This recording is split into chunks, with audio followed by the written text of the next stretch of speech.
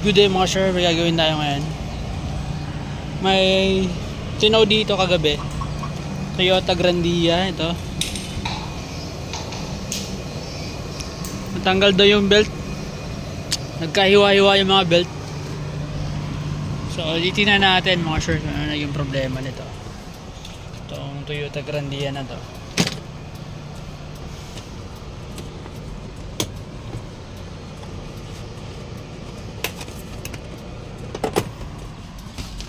Taas natin tong upuan niya.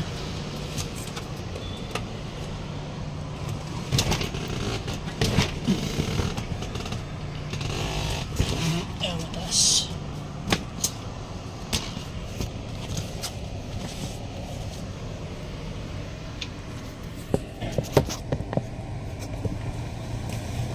Taas natin. Yun nga, putol nga. Nagkahiwa-hiwa nga mga sir. Ito. Nagkahiwa-hiwa nga yung mga belt nya. Kaya natin kung anong naging cause nito. Hiwa lang. Pero may ano pa, buo pa tong isa. Itong kalahati. Itong kalahati buo pa oh. Hindi naman naputol. Nagkahiwa-hiwa lang. So possible nito mga sir, is yun na, yun o, nakikita nyo yun mga sir, yung idler bearing na yun.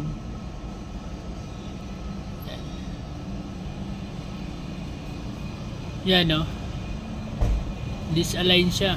Yan yun, disalign siya mga sir, yung idler bearing na yun. So yan yung naging cause kung bakit napunit yung drive belt nya. Yan yung idler bearing na yan. Yan.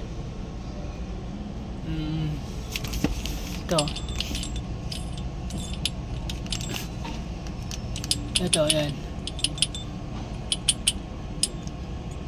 disalign na, or kaya sira yung bearing yan, or kaya yung ano, lumuwag yung bolt,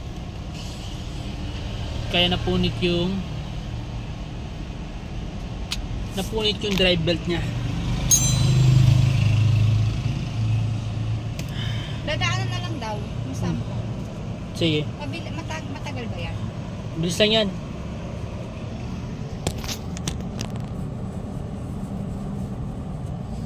Subukan natin luwagan. Yan. Dali, oh my God. Maluwag. Maluwag na mga sir.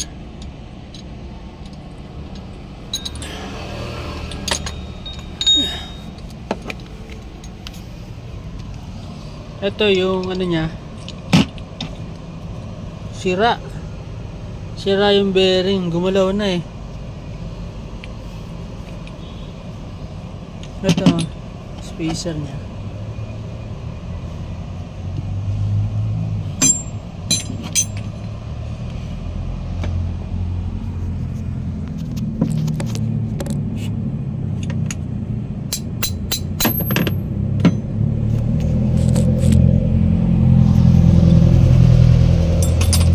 Sira. Ayan o. Ayan o, disalign. Ibig sabihin, nadurog yung bearing sa loob. Uminit nga ito, nalusaw yung ano eh. Nalusaw yung itong cover na parang rubber. Umutong oh.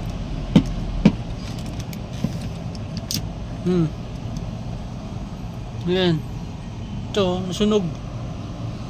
Yan yung ano niya, yung bearing. Sobrang init nito. Sira, mistakap to.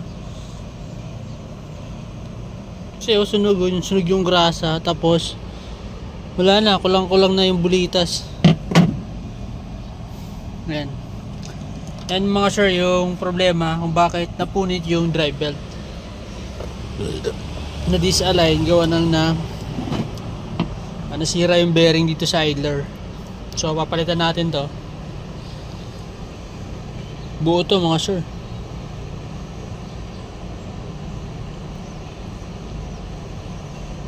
Kasi malamang yung housing nito na-damage yung housing. So papalitan na natin to ng buo mga sir.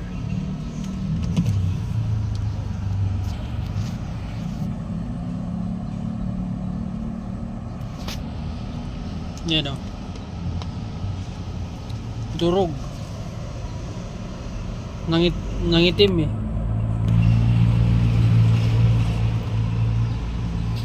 Kaya napunit yung belt nya, yung drive belt. Kaya tumirik to. Titigas manubela nito, nakailaw alternate yung battery. Konektado lahat yun. Kasi iisa lang yung belt ito. Drive belt. So palitan muna natin yan. Pakita ko sa inyo mamaya pagdating na itong pyesa. Ito na mga sure yung bago niyang, ito na mga sure yung bagong idler bearing. So, HTC replacement lang. Nalitan natin ng buo. Mga tagal naman to.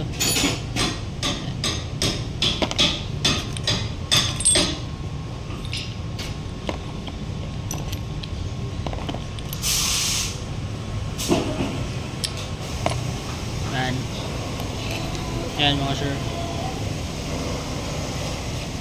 Guys.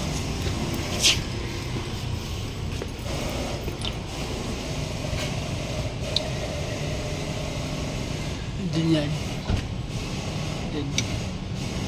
Din mga sir. Nakakabit. Yan. Nasira yung bearing nyo. Kaya punit yung belt. Stock up.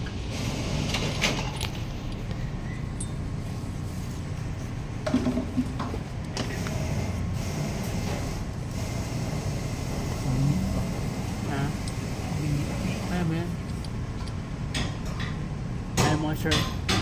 Hindi natin yan. Tapos ito yung drive belt nya, original from Toyota mga sir.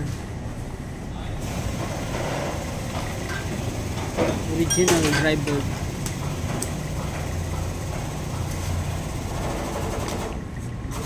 Ito yung packing nya.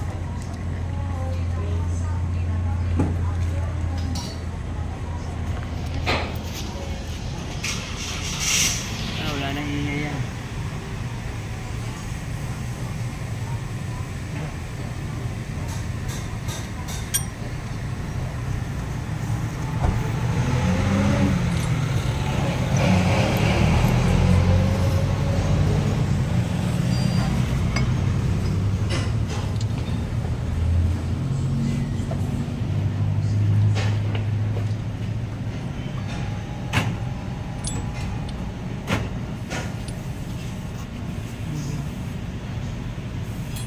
Yan.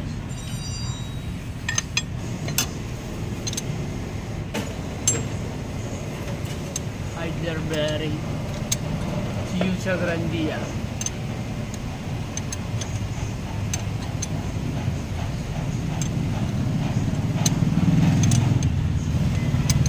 Gumingi. Ha? Gumingi.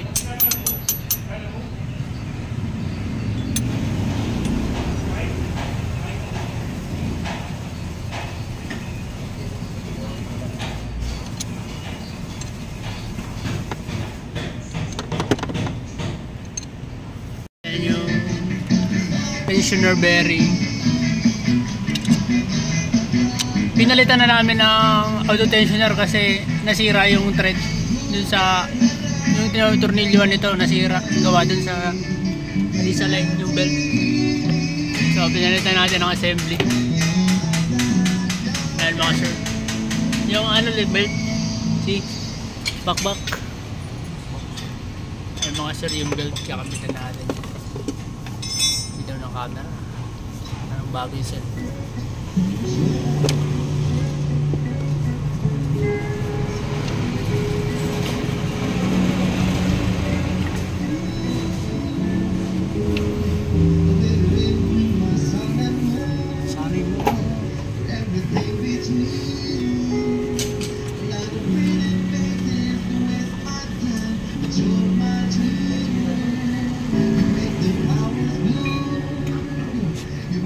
mga sir. Ito natin. Yung belt na lang kulang. Tapos start natin.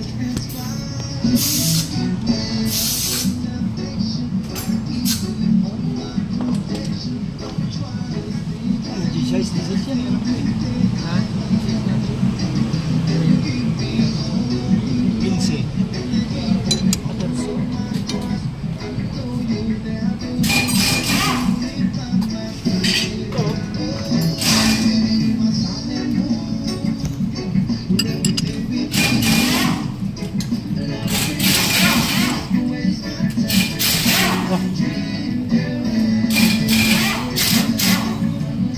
Baba.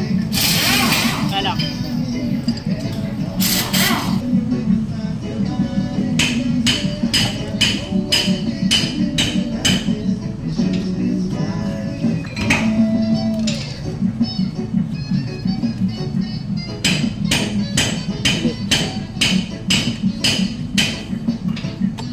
Tanggal ang mga.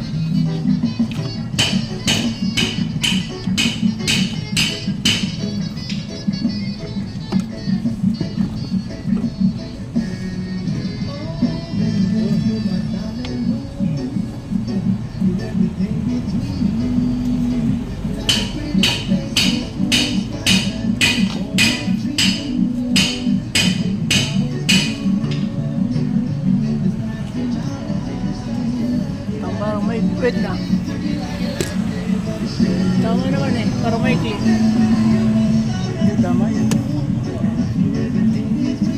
Uy, teka lang. Sige.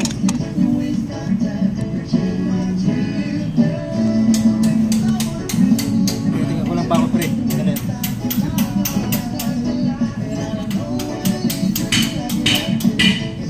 Yun.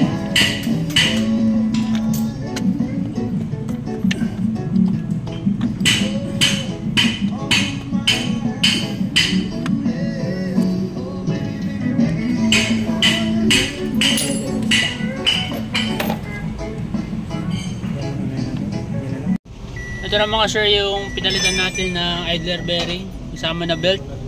Napunitan ng belt dahil kumalas yung idler bearing yan, Toyota na drive belt. Start natin. Good mix na yan mga sir.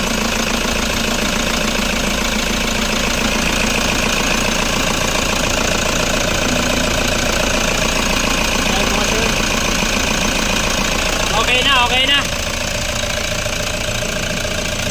Thank you, thank you.